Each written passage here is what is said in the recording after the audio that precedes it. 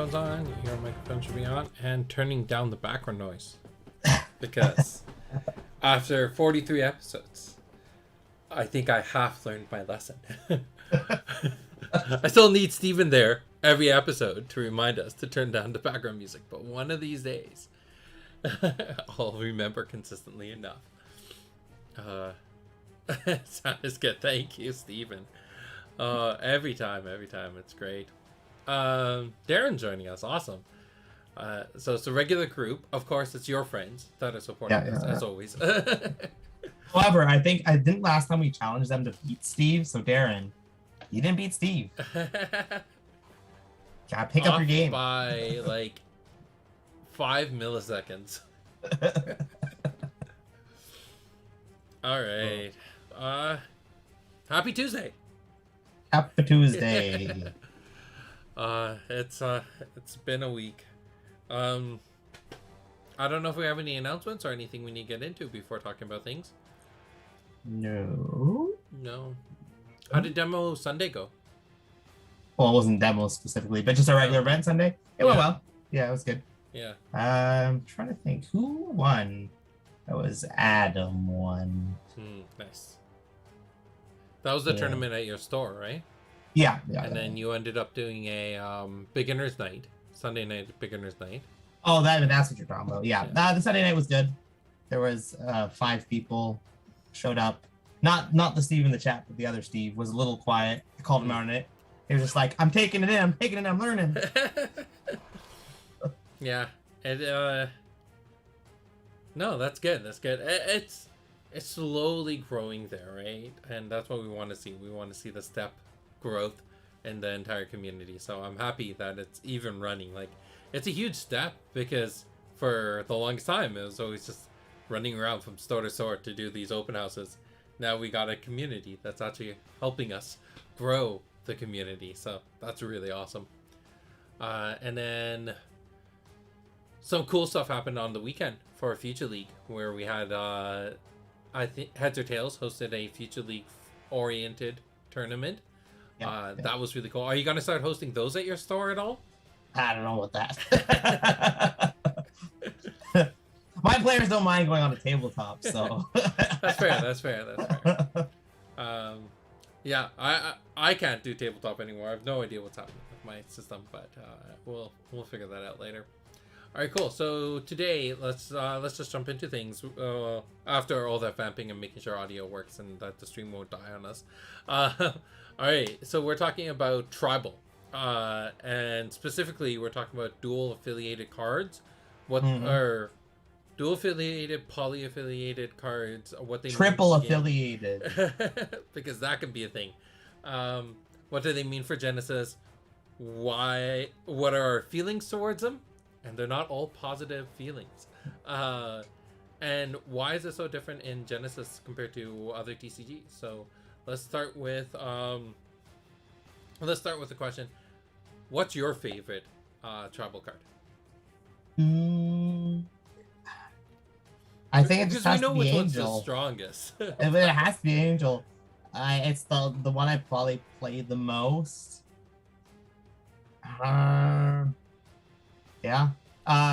Goes probably Angel into the toss, which I don't even remember its name. Wrist throw. And then maybe Lightless and Primordial are on the same spot for me. Yeah. Yeah. There's just something cool about Primordial. Like, yes, it's not the most playable card, and it's never seen like stable competitive feel, but at the same time, it's just a fun card. And I love it. I think Risto is definitely my favorite. More just mechanically than anything. What are the other cool ones? I mean, I love Demon Scrolls. I just know it's not playable. We've already talked about that. But yeah, Risto. I use it just way too much to have it anywhere else besides number 1. All right, so let's talk about what are your sentiments towards, before we get too far into this, overall, what are your sentiments towards these tribal cards? So tribal in general, I actually do like. I think it's cool to say this specific card can only be played by these three. Okay. Essentially. Yeah. And usually, in most cases, how did I miss? Oh my gosh. Wave. Purifying Wave. Purifying Wave. How did I miss Purifying Wave? So like Purifying Wave, Angel, it's this really powerful card that, you know, it's really cool. And you know it can only be played in those colors. Yeah. So overall, you have a sentiment towards liking them. So for me personally, it's actually one of those things that if I were to go back and reevaluate Genesis, start from scratch, I would never have done Tribal.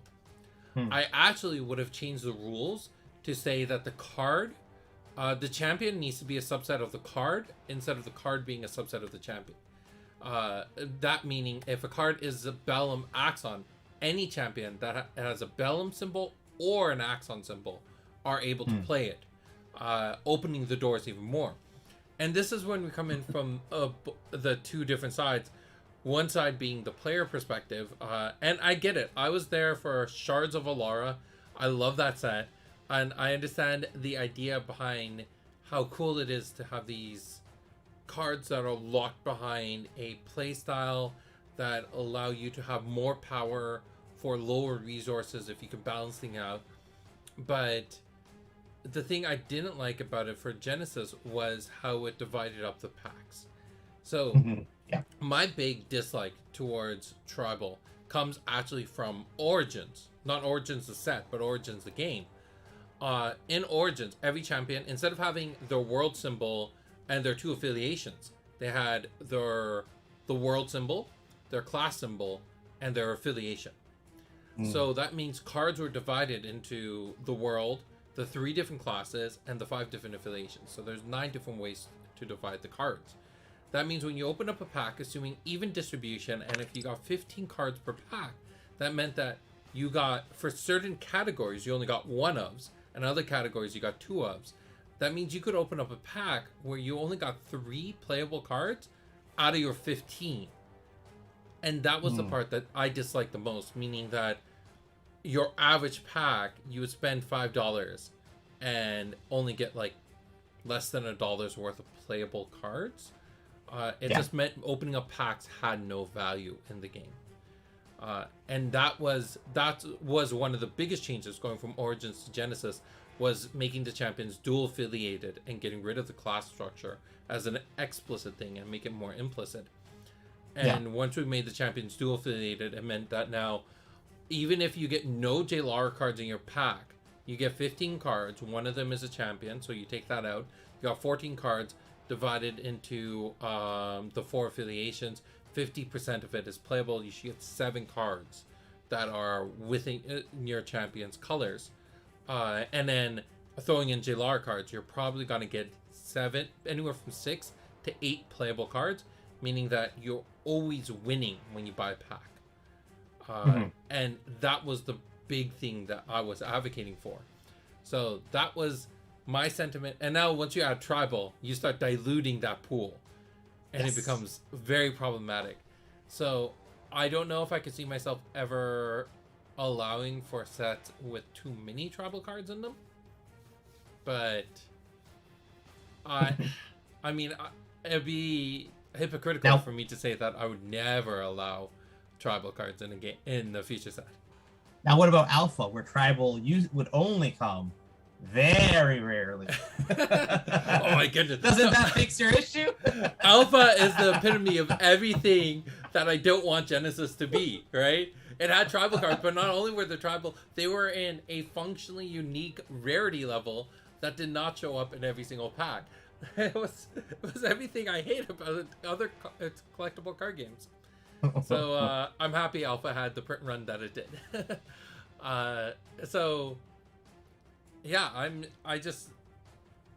the biggest problem is I want people buying sealed product and not just singles. And if you start making the cards too hard to get, then there's no justification between buying to buy packs, especially when you need the volumes of commons and uncommons as you do. right now, if you buy a booster box, you're gonna get 3 to 5 copies of every single uncommon, which is great because it doesn't make sense now to always buy singles. You could just buy the packs, and you'll get the copies you need over a reasonable amount of time. Where in other card games where a set comes out, to say the set is about 300 cards, then even if you only need 3, 4, 5, 6 copies of the card, it can be difficult getting that through just packs. Yeah. And then when the commons and uncommons are just 5-10 cents each, just buy the singles. Sure. So, oh yes. So Steven mentioned Tsunami.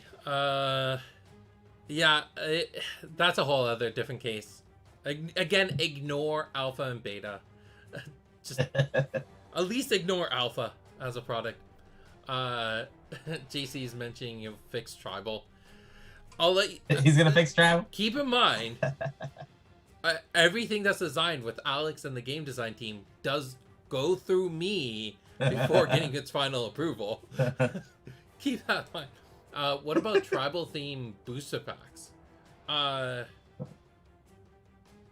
Again, it's how are you benefiting the game? How are you benefiting the players? And how are you doing something that's interesting? It also needs to match the lore. We were talking about this before the live stream. It needs to match the lore, the flavor of where you're at.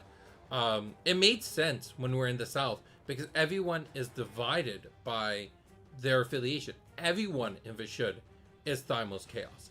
Everyone in Vadhis is Balam Axon. And the original 8 tribal cards were supposed to epitomize not just those affiliations, but the tribe as well. So Vishud, the Primordial Force embodies the raw nature of the world and what they worship and what they fear. And it's the same with the angel. The people of Vadhis worship the angels.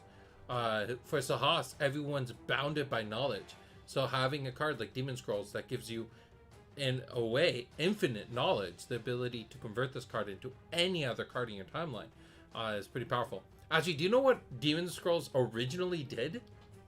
I do not. So it was discard a card and pay X health. Take a card from outside of the game that's shared an affiliation with the discarded card and put it into your thoughts. So you could, it was like a wish, right? But it allowed you in Sahas to grab angels because you just need to share an affiliation. So you could grab angels, put them into your thoughts, and play angels. Interesting. Then that's where I learned about openness of cards, and that's where that entire philosophy came about. And I was like, nope, can't make this. And Purifying Wave, the idea of balance. I think balance through anger.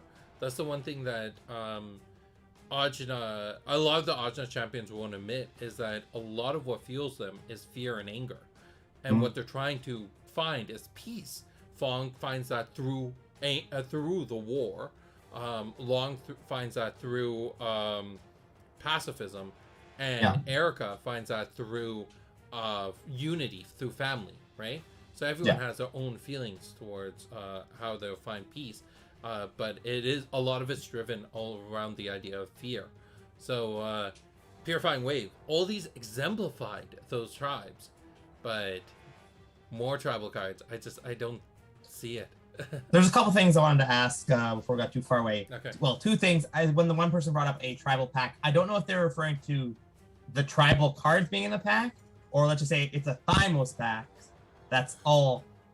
It's a Vishud pack. Vishud pack. That's all Thymos Chaos. I don't know which they were at, which they're referring to, because those are 2 different things. So, I have thought about that. Again, one of the biggest issues we have as of right now is just cost of production, right? We're having enough difficulty trying to put everything into one product line. If we then split those up into 4 different SKUs or 4 different product lines, the cost of everything will go up, and standard Genesis boost pack will be costing $10, not because it's a highly collectible item, but because that's just the cost of production. So that would be my only issue. Is that something you would be interested in exploring in a future world? I wouldn't say I wouldn't ignore it. It depends if we go deep into tribalism again, as we go forward. I would think. But Magic sort of does this, and I don't find that there that many people seem to like it. Yeah. Not that we need to. Ours might be better, so ours would be better. Actually, so something that actually came to my mind about booster pack design. So this is something I don't think enough people spend time thinking about.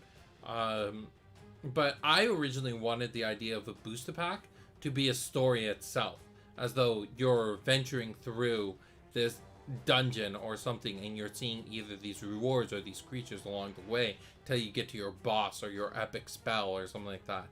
And that's how I saw the story of a booster pack. Yeah. If we took that analogy from wherever we are in the lore, just say we create a world and the main story arc is a film noir type of style. It's a murder mystery, and your cards kind of led you down this path of who done it, or who clues towards your next suspect and stuff like that. And then there's this meta game that's being played just through opening the pack itself. That would be really cool. And I would break some of the traditional designs of a booster pack to explore something like that. A story pack. Those would be really, really cool. Genesis Clue coming soon. No, I'm kidding. Steven says, I personally like tribal cards, and personally I think they should be used to make it easier for each tribe to excel in their usual strength, not necessarily in an overpowered form, such as making a dodge style effect cheaper for Thymos Axon. Chaos, not Axon. So this is the thing that's very different about tribal cards in Genesis compared to the perception of them, is that they don't get a discount in the formula for becoming tribal. Yeah. So if I were to take the Angel Retribution and change it from a Jailar card to an Axon card to a Vadhis card, it would cost the same all over. Now, Angel is a bit off curve because the formula was created later, but not that much. I think in the formula it comes out to like 27, 28. So my mind's saying 29. Maybe. My mind's it's saying. just off by a few aura. A little bit. Yeah, it's not that bad. It's not that bad. So it's not off by that much, and for that reason, this is something that I don't think a lot of players realize, because the game's designed for you to pick your champion first, which automatically filters your card pool, and then you select your cards. That's the way the cards are designed. That's the way the formula works. It's not the other way around. Where that's how it is for... I mean, we bring up Magic a lot, but we need to bring comparables for people to understand the full story. So if you play Magic, the resources you put into your deck to play your cards are based off of the cards you put in, not the other way around. But in here, you get the resources first. You are told you're playing, like if I'm playing Erica, for example, I am playing Bellum, Thymos with 150 aura and 0 energy reduction. That dictates what cards should go into my timeline. My timeline should not dictate which champion I play with. There are some small occasions where you'll do it the other way around, but very rarely. I think sealed and draft, but outside of limited, those you would traditionally go champion first into building your timeline. Do you disagree?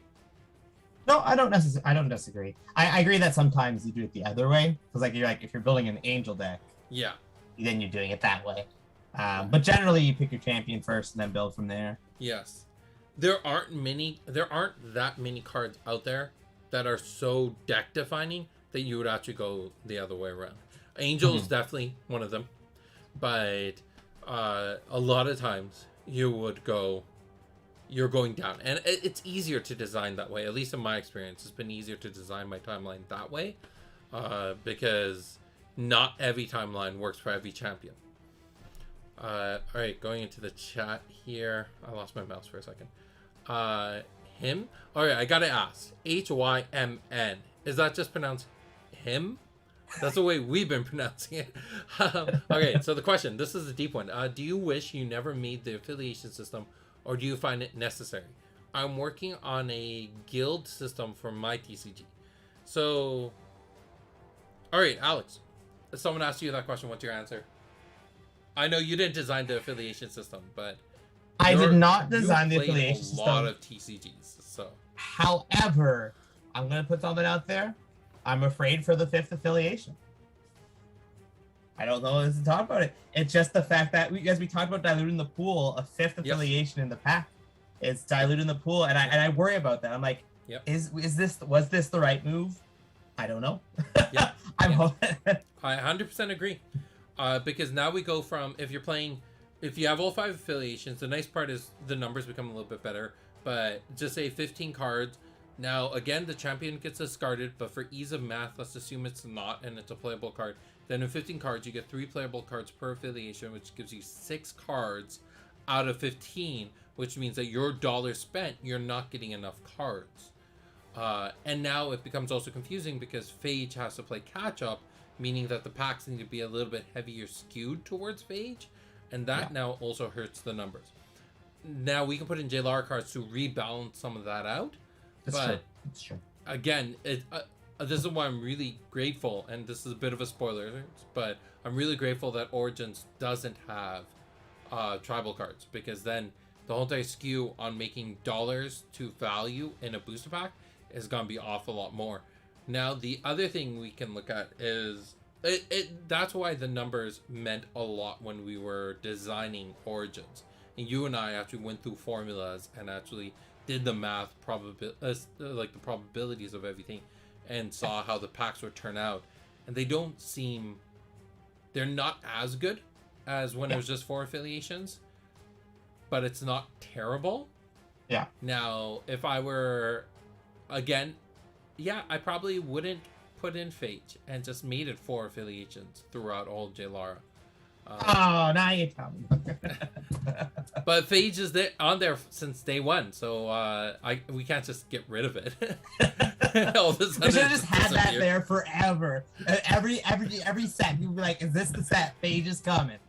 And we're like, "You gotta wait. You gotta wait." Then in reality, I just take the cards and I just like rub them a little bit, and the Phage symbol just disappears off of the card. That'd be so epic. So yeah, I would I think in future worlds, future designs, future things, if possible, I would look at redesigning the way we approach affiliations. Now, affiliations as a concept, as a larger topic of just cards need to be bucketed into categories. I actually designed a TCG way back in the day that did not have affiliations. Every champion could play everything, and it just got streamlined way too much. Yeah. It eventually got to the point where everyone was just playing the same things.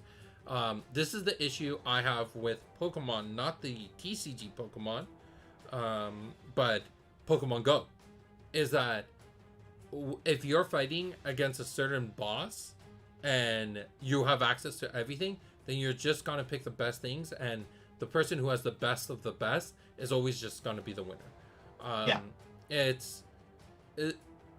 And then you end up with too many cards in your card pool that are strictly better than other ones, not debatably better.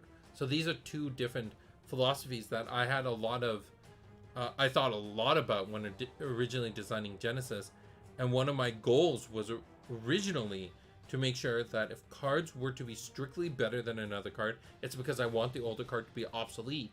Otherwise, things need to be comparably better. And a good case of this is Jump versus Leap. There are situations where Jump is the better card, and in other situations where Leap is. Leap is it's an easier card to play, but it's not always the best card to play, where Jump can give you other situations. And this came back to an old conversation. People were comparing Birds of Paradise to Lawn and Warren Elves, and talking about how in certain tempo, certain deck types and certain tempo, you need Lawn and Warren Elves is better because you can get that extra damage in earlier, where in other deck types, Birds of Paradise was better. And I was like, yeah, this is something I need to think about in game design. So I think you need some sort of bucket system. Yeah. Some way to categorize cards, and you should not immediately have access to everything without a downside. Yu-Gi-Oh is a great case of that, right? I don't know Yu-Gi-Oh as well as it used to, but it used to be a thing where it's just anyone could play anything. There's no... Yeah, anyone can play anything. Yeah. So I would say look at Yu-Gi-Oh if you want to go on that extreme. And then when it comes... I think Genesis is more or less on the opposite extreme, where no one can play everything. Yeah. There's no way of playing every single card that's out there through just a single champion. Now, that being said, with Origins, you now technically, air quotes, you can't play everything, but you can pair every combination of affiliations. Yes. Now, how do you feel about that? Do you think that should have been there from the beginning, or did you... That's a great question, actually. I think it would have made things... I think it would make the gap from Origins easier. If Origins, not only is it introducing Phage, it's also introducing these two elements that everybody's wanted. We all know everybody wants these two the combinations. But now it's not only... we hear this from Future League all the time. People are like, "Oh, these are going to be broken," and we're just like, at the end of the day, no, they're just the cards are still there. Nothing's really changed. Yes.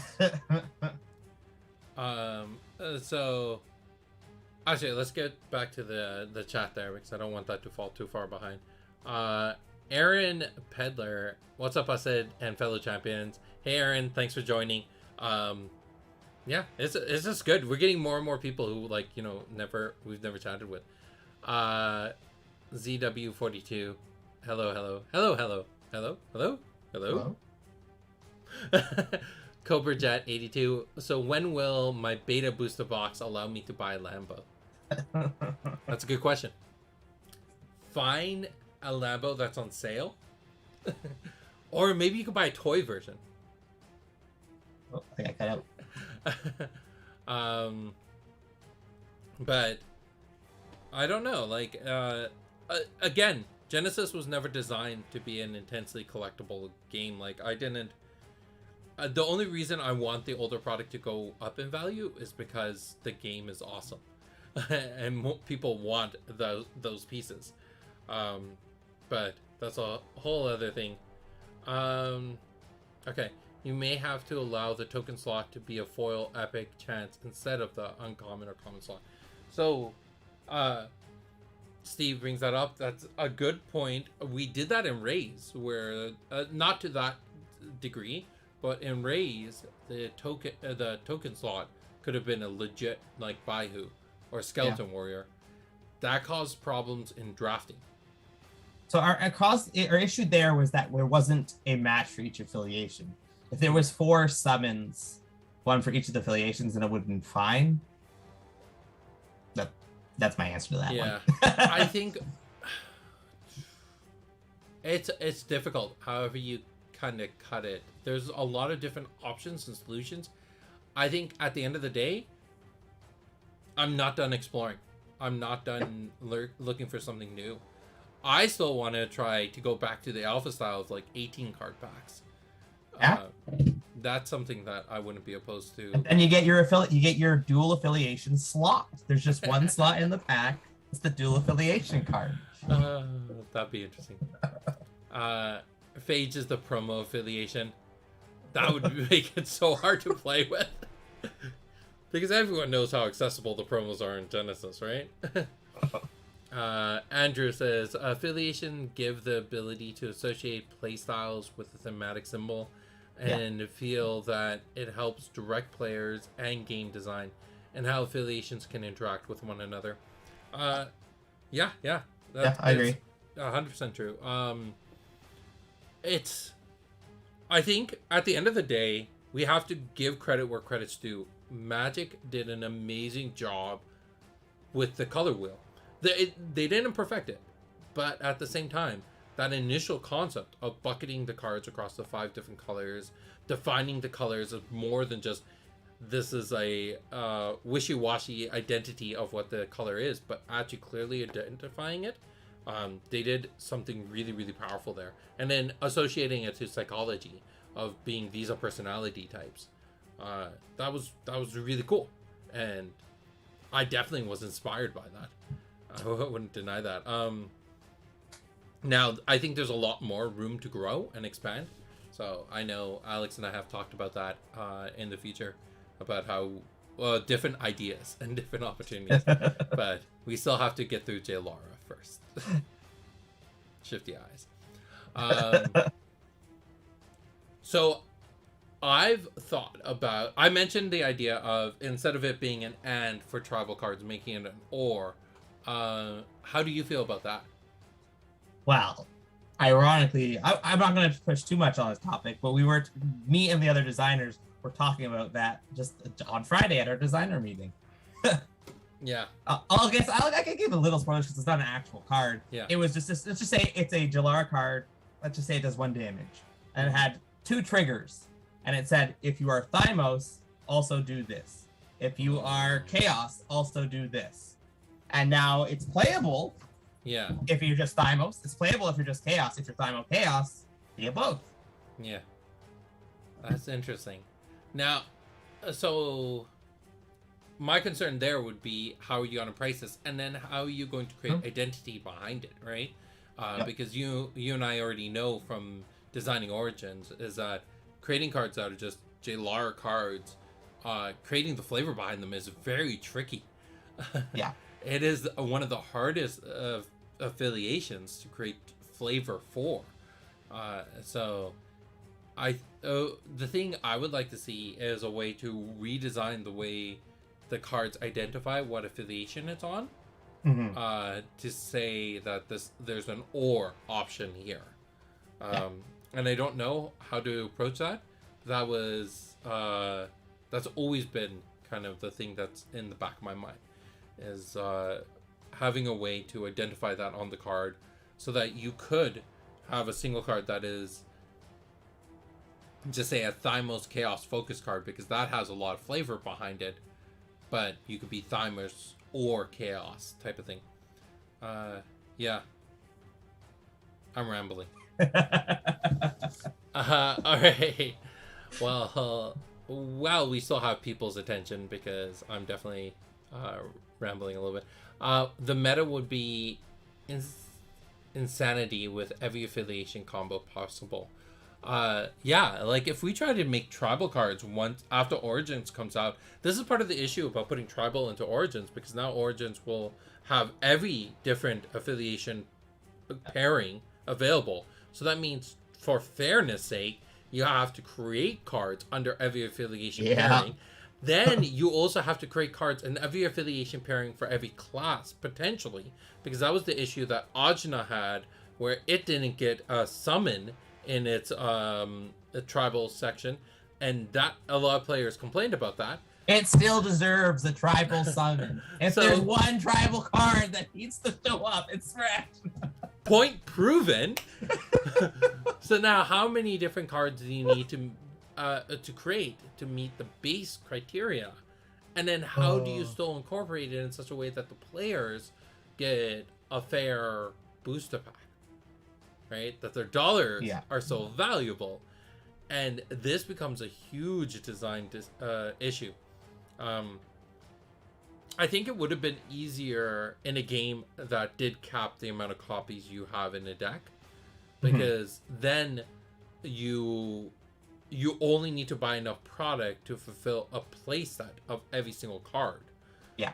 But in Genesis, it's not that case. So it really is the struggle behind, and I mentioned this in today's vlog, which is the ethical game design and ethical, company actions. I don't want players to spend their money in obscene quantities or in a negative way towards Genesis, right? Do things in a healthy way. Yeah, I couldn't imagine how to approach that. Yeah, no. All right, Damien says, can we get a weapon system where weapon is champion specific with a high chi and cost? You just have to wait. That's gonna be our answer. All right. Well, let's go through the hypothetical. Like, how would because I already have an answer. I have a canned answer for this. All right, no, then you're gonna get your answer first. I won't say the canned answer. All right. Now, if we thought tribal was a problem, let's think of cards that are champion specific. Because that's a whole other issue. Because tribal, there are if we have all 5 affiliations open to us, right? All 5 affiliations and all combinations of 5 affiliations, simple math of 5 choose 2 is 10 different combinations you can create. That means if I need to satisfy all those criteria, we're talking about making 30 cards, right? Yeah. Now, if I want to make a weapon card for every single champion, not even including newer champions, let's talk about the current 12. Yeah. I need to create a weapon card for all 12 champions, and if I just create one, then it homogenizes playstyle. So now you have to create multitude. And the base number, as we've been kind of exploring from the get-go, is at least 3. You can get away with 2, but then you're starting to pigeonhole the champions. And here's an issue between Origins and Genesis. In Origins, because the class was explicit, the champions got pigeonholed, and you only played summoners as summoners. In Genesis, even though as designers, like, again, I'm going to say Erica because I have one just in front of me. Erica was designed as a summoner, right? We looked at it and was like, okay, Erica has this flavor. These are what this tribe's doing. Erica is going to be a summoner. But the player can play Erica in any way. You can play her as a caster because she has the aura. You can play her as a summoner. You probably not the best move, but you can probably play her as the fighter. But then there's the secondary class of every single thing. Champions aren't just played as a summoner. It's a summoner with a fighter blend. It's a caster with a summoner blend. Because of that, you have this duality, and it's just you start going down this rabbit hole of creating these cards. I think at that point, either you end up pigeonholing the champions, or you create too many cards that are too specific, that opening up a booster pack becomes less and less valuable, and then all of a sudden people stop opening up packs and just buy singles, and now it's not a collectible card game anymore. It's just, it's a whole other beast. So I would have design issues as a company that I don't think we should explore that. That all being said, I know this because I've done this thought experiment before. This isn't the first time I've thought about all this. And yeah, it definitely goes down a rabbit hole. So I was going to say, from a design perspective, the only way for this to make sense is a completely different champion system. If your champion doesn't have an attack at all, but you choose a weapon at the start of the game, and that weapon, we can just say it has a cheat cost. And this cheat cost could be somewhere extreme from like 0 chi, which is just maybe a 1 damage action, all the way up to a 3 swift that, I don't know, or it could even go higher. And it's going to cost a lot of chi. It's not even going to be like a small amount of chi, because this has to be a big impact on the deck. So in Origins, the game, how champions were made is that you had your champion, and then you picked your weapon that associated to it, and that gave you your awareness. Now there are 3 different types of awarenesses in that game: your casting awareness, your summoning awareness, and your attack awareness. Your attack awareness is where you could play attack abilities to target. Summoning awareness is where you could beckon into. So not everyone beckoned adjacent. Some just beckoned right in front of them. Some beckoned adjacent. Some beckoned far away, far forward, or far front, right? And then your cast awareness tied into cast abilities. So having different awarenesses. So if you had a staff, it gave you a cast awareness, but maybe you didn't have an attack awareness at all. and if you had grabbed the bow and arrow, vice versa, right? It was definitely complex, but it was really cool. It was a very advanced thing. The problem we had was when we brought new players to play the game, the learning curve was really steep. Because all of a sudden you had 3 cards that you had to memorize and you had to action on all the time, and then there was your hand and the board state and the resources. It was intense. So yeah. For the current game, if I was to design a weapon, I wouldn't be designing it as a weapon. I'd just design it as an enchantment. Yeah. At the end of the day, and then, but if I'm doing that, also, I'm not necessarily designing one for every affiliation. Yeah. It's Then there's the other issue of the flavor, right? Yeah. How is it that you're traversing your timeline, which eventually gets you to a point where you can conjure a weapon? How is that different than quickshot? Like these techniques, it's just the flavor wasn't set up for that. So that being said, there's still a lot to learn, and there's still a lot of room to do things differently. Yeah. All right, moving on. Him swapped over to Twitch. Thanks for answering the question. I agree. Having buckets for players to identify with, as well for creating diverse play space. All right, and we were right. The pronunciation is him. All right. Let's see if I can see if there's a big chat going on between Crasher Kid and him. Skipping along. Okay.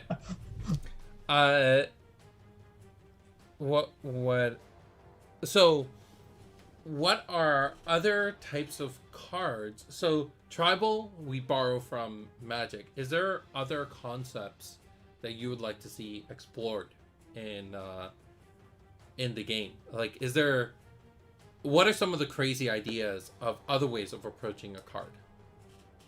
Well, I don't know if we've spoiled this, but there is a new type of card technically coming out in Origins in the enchantment subcategory.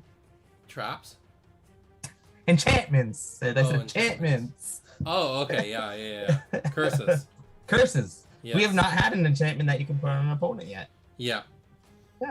I think it's very important that there's a lot of opportunities to expand into new things. I was actually just thinking, imagine if we had a card that, like how the champions are flip of images. If you had cards which was on the front side, it was the Thymos version, and then flipped it over, exact same card, but a different affiliation was lit up. And then that's a good way of doing or. It depends which is your front side that you use in the sleeve. But I'm guessing by the look on your face that...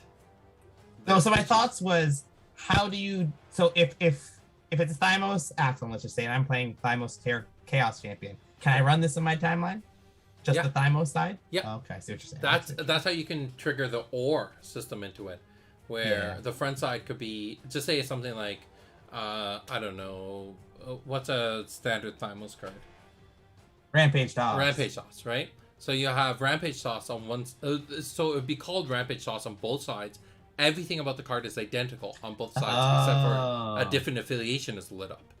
Yeah. So depending on which side you want to use, which side you put into the sleeve, right, when you go to play. Well, that also makes me think of the Flesh and Blood method. What if you had Rampage Toss, but there was 3 of them in the set? One at the 4G slot, one at the 5G slot, one at the 6G slot. So the thing I love about that is how they can save their budget on artwork. I love that, because that's one of the issues we have a lot is every time I consider expanding the card pool or expanding the set size, it's like, yeah, the budget for artwork is going to go up a lot. I think there are a lot of cool things I would love to learn from playing other card games, especially some of the newer games that are coming out. What we could do to expand Genesis and do things that are really unique. All right, going back to the tribal side of it. So we talked about our overall feelings towards them. So did we talk about the formula side of it? Yes. Yeah, we said that there's no difference between them. Yeah. And the big reason behind that is like, Yeah, we talked about building from the champion down. So going, yeah, it's that's the thing. I think that's more or less all I had to cover about this topic. Now, is this something, do you think you would design new tribal cards in the future? It's sort of that same issue that we've pretty much talked about all the potential issues. Do I want tribal cards? Yes. Will I design tribal cards? We'll see. Do I have space for all the tribes? Yeah. In the set.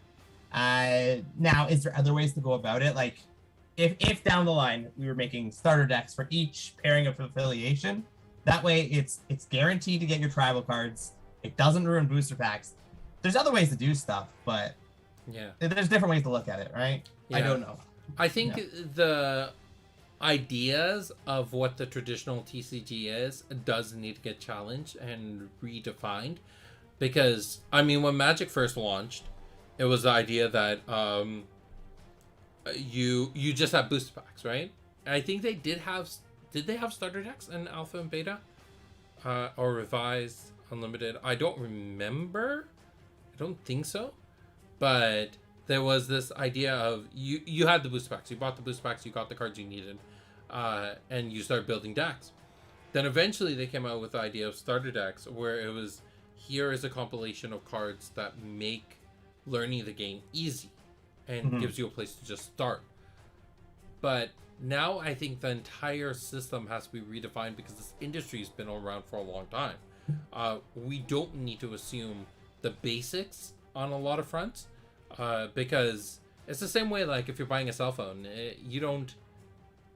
there are a lot of things that old cell phones that used to do because there was a learning curve, they don't have anymore. Like there's no trackpad, there's no keyboard, it's all digital, and it's the community grows as a whole. So I think there's a way to introduce some of these concepts in other product lines. Yeah. I agree. Yeah. All right. So if there's any other questions, throw them out there. As you can tell, we're just rambling. We've run out of things to talk about here.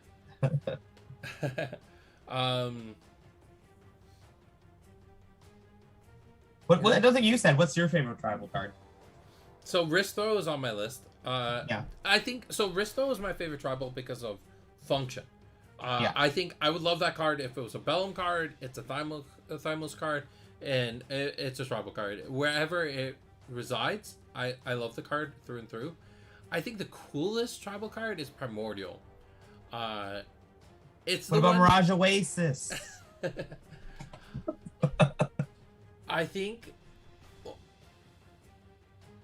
we just didn't push that card enough. Yeah. And that's a lot of what was there for Rays.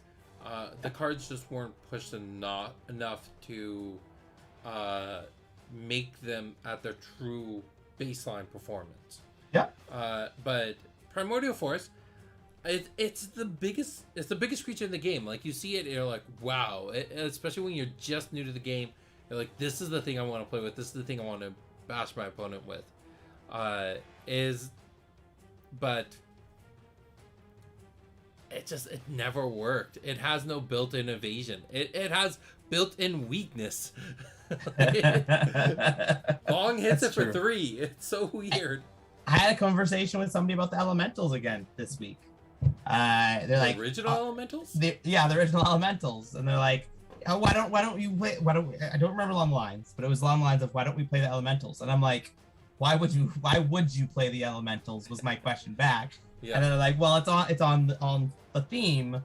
And I'm like, sure, maybe you do put the pillar in and you get that 1 point extra damage. That's the advantage. But if you're not doing that, doing that at all, there's 3/3s that cost 9 aura. So you're paying 4 extra aura to have weakness.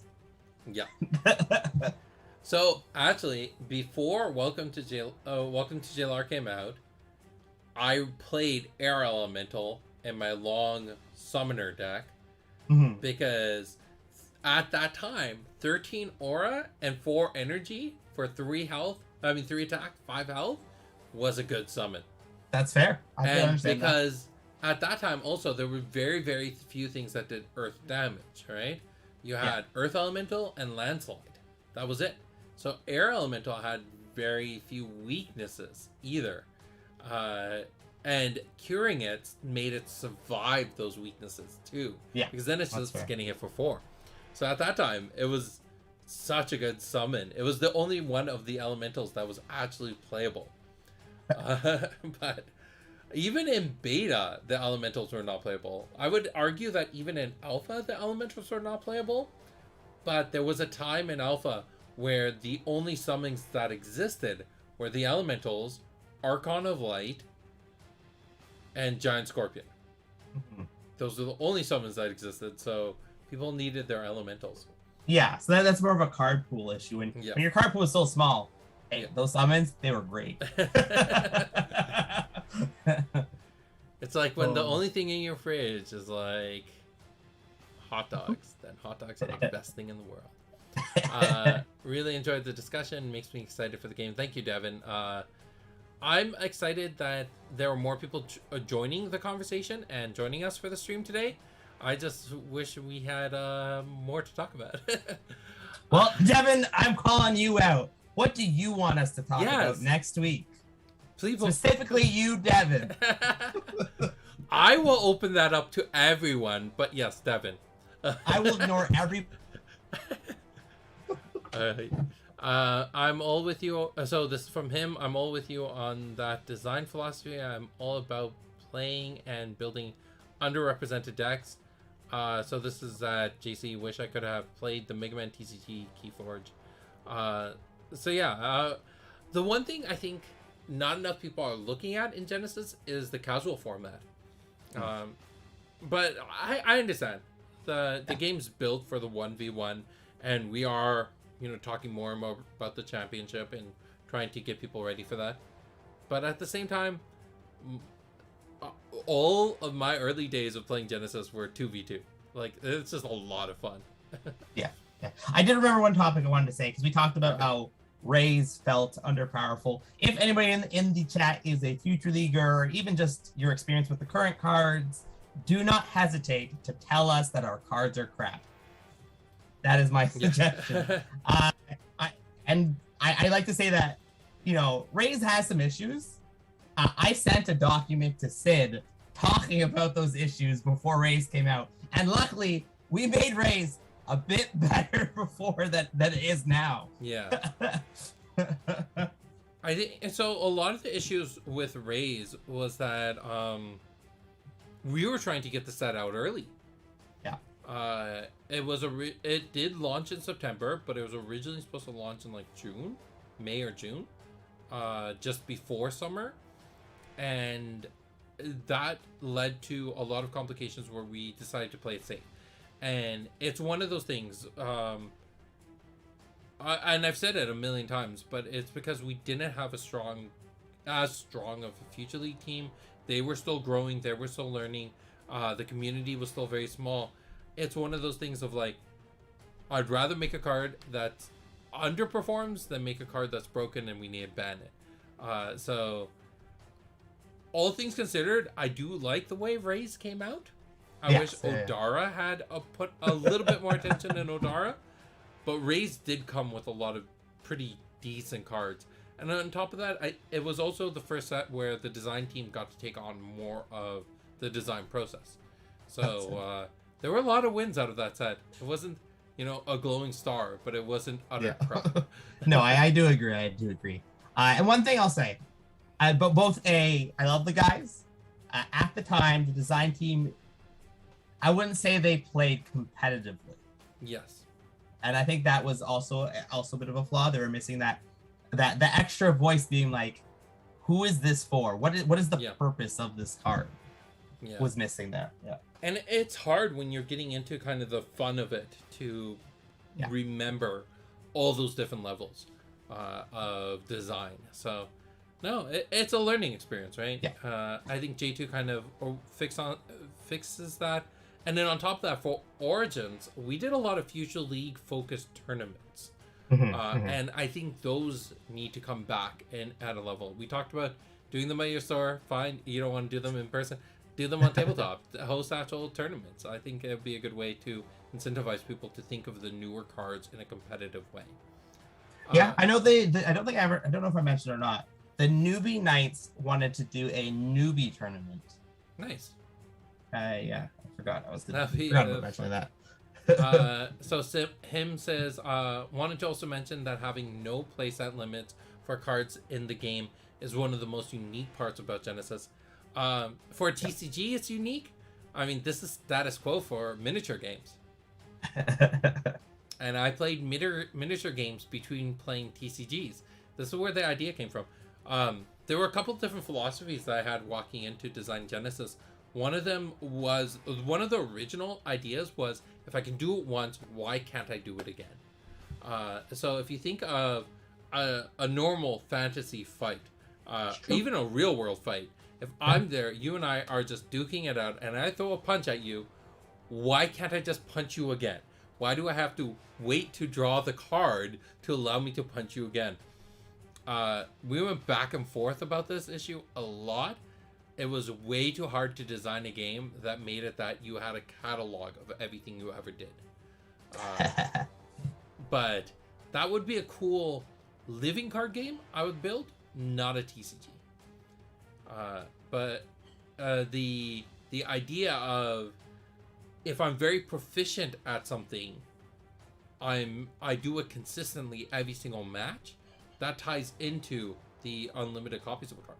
If you're playing Raha and you're super proficient at doing full shots, that just means you're running 12 or 15 copies of them in your timeline. It does make you predictable, but so would be the case if you and I were fighting and you just kept on doing, right hooks at me. I'd eventually figure it out and start countering it. So, yeah, I like this. So, I think that you even did this, Alex, but I think almost everyone who I met in the early days of Genesis, when I told them that you can have unlimited copies of cards, were like, oh, this is so broken. I need to break this game. I don't know if I was. I don't think I said that. No? I know a lot of people said it to me, that it was just, I had a canned response. It was like, all right, go for it. Yeah. I was that confident in the game. I was like, no, you can't break it. So I'm curious to see how that kind of goes in the future. All right, let me just... Yeah. I love the design space that it creates with that. Deck design is much more dynamic with the multitude rather than just the restrictedness of it. Yeah. We talked about this with restricting Epiphany. I don't remember when we talked about this, but I feel like really recently. Yeah. And just the idea that if Epiphany, instead of being banned, got restricted to like only 2 of in a deck, then it makes deck design homogenous, because then everyone would be like, oh, I can only run 2 of these? Well, I'll just run 2 of these. It would be my base go-to in every Axon deck. I'm still not against restrictions, actually. I'm just going to say this right now.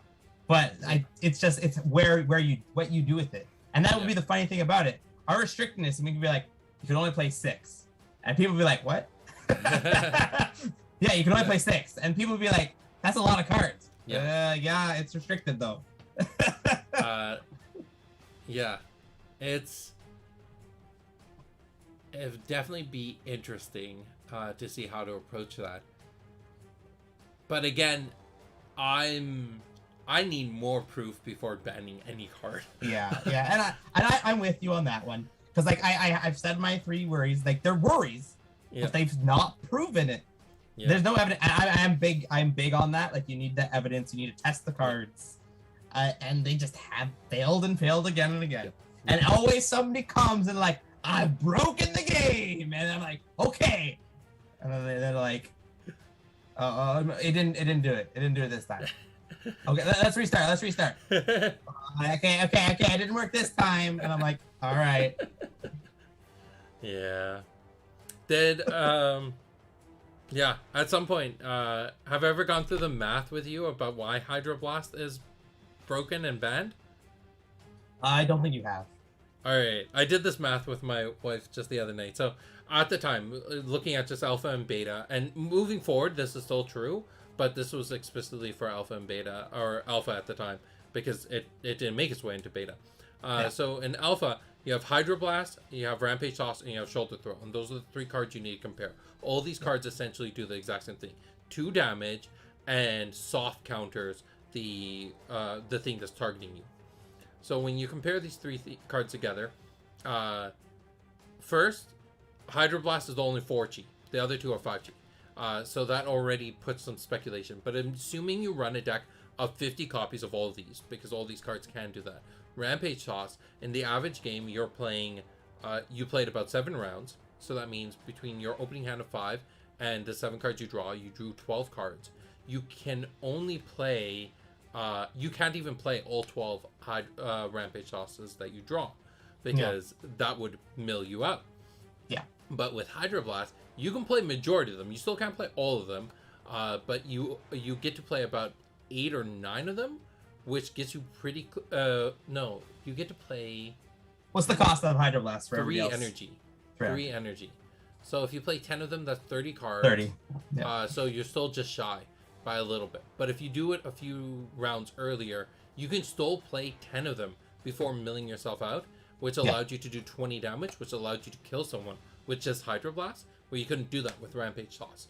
And Shoulder Throw was too difficult because of the awareness restriction behind it. So those things in consideration, Hydroblast was just strictly better than the other 2.